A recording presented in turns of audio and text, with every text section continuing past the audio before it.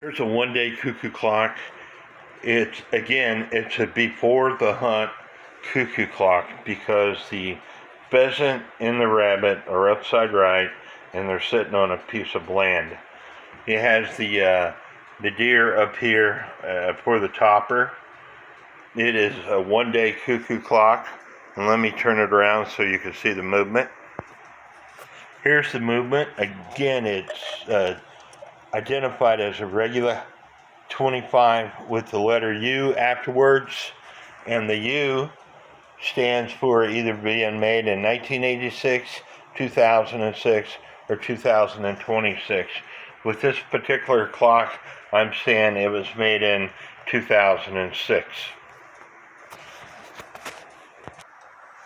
Again, I have the clock over 6 feet off the wall.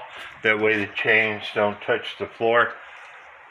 And on the hour, it does have a nighttime shut-off lever, the modern nighttime shut-off levers on it, which is underneath the clock.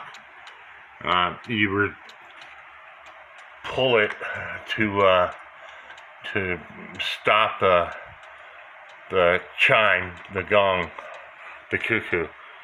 But on the hour, I got it wrong.